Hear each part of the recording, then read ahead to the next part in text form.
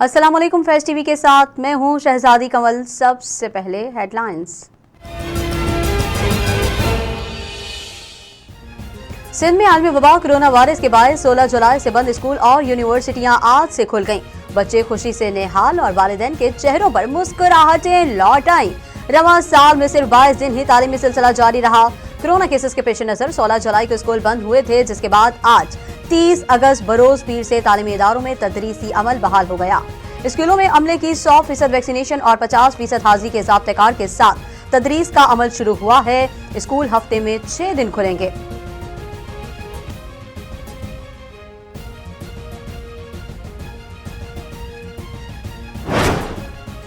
मुल्क भर में कोरोना ने मजीद 66 अफराद की जानें निगलनी। एनसीओसी के मुताबिक एक दिन के दौरान मुल्क भर में कोरोना के 56,279 टेस्ट किए गए, जिनमें से 3,800 अफराद में वायरस की तस्दीक हुई, जबकि वायरस से 66 अफराद इंतकाल कर गए। सरकारी पोर्टल के मुताबिक मुल्क में एक दिन के दौरान कोरोना के मुस्बत केसेस की शरह 6.7% रही।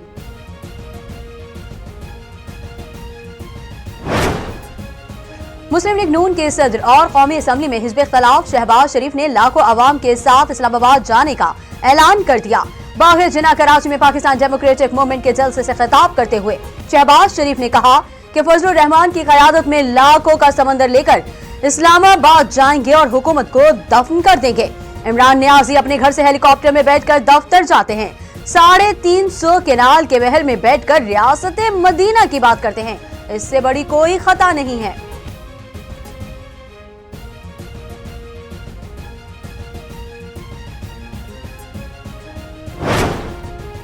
वफाकी वज़ीर इत्तलात फवाद चौधरी ने कहा है कि पाकिस्तान डेमोक्रेटिक मूवमेंट ने कराची में सिर्फ शो किया, ऐसा शो जिसमें कोई पावर नहीं थी। कराची में पीडीएम के जलसे पर रद्द अमल का इजहार करते हुए वफाकी वज़ीर ने कहा कि मौलाना ने जिस इत्तेहाद की भी क़यादत की वो कामयाब न हो सका। मुत्तहिदा मजलिस अमल की मिसाल सबके सामने है। उन्होंने कहा कि कमजोर अपोजिशन हुकूमत की खुशकिस्मती है।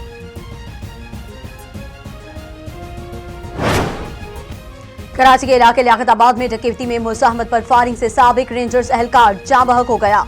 पुलिस हुकाम के मुताबिक लूटमार के दौरान एहलकार के पास असलहा देखकर डाकुओं ने फायरिंग की, जिसके नतीजे में साबिक रेंजर्स एहलकार जाँ बहक हो गया।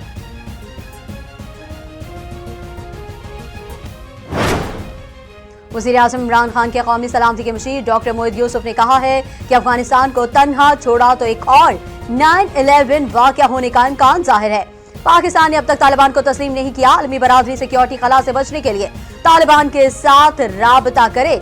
गैर मुल्की मीडिया से बातचीत करते हुए उन्होंने कहा कि मुहाजिरीन के फैलाव से दहशतगर्दी को भी फैलने का मौका मिलेगा। अफगानिस्तान को तन्हा छोड़ा तो एक और 9/11 हो सकता है।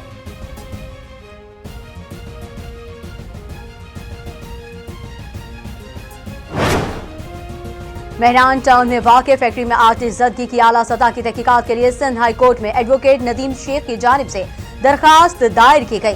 दरखास्त में मौक़िफ़ अपनाया गया कि फायर क़वानीन से मुतालिक सिंध हाई कोर्ट के अहकामात को नज़रअंदाज किया गया और क़वानीन पर अमल दरामद न होने से आग से झुलस कर 17 मेहनतकश मजदूर जाँ बहक हुए और सिंध हाई बिल्डिंग कंट्रोल अथॉरिटी की मिली भगत, गफलत और लापरवाही से रिहायशी प्लॉट्स पर फैक्ट्रियां बना दी गईं।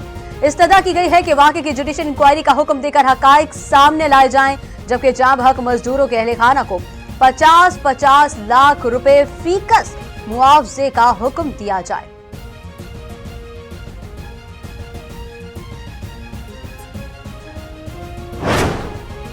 और पाक अफगान सरहद पर बाजोड़ में फौजी चेक पोस्ट पर सरहद पार से दहशतगर्दों ने फायरिंग कर दी, जिसके नतीजे में पाक फौज के 2 जवानों ने जाम शहादत नोश किया।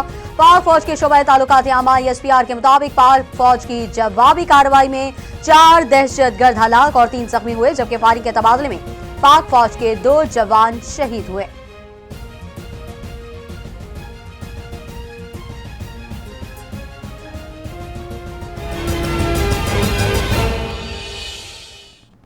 न्यूज़ स्टूडियो से फिलहाल इतना ही। फैज़ टीवी नेटवर्क से जुड़े रहने के लिए लाइक करें, फॉलो करें फेसबुक, इंस्टाग्राम और ट्विटर पर। और सब्सक्राइब करें हमारा यूट्यूब चैनल फैज़ टीवी नेटवर्क और क्लिक करें बेल आइकन। मजीद खबरों और अपडेट्स के लिए विजिट कीजिए हमारी वेबसाइट faiz.tv।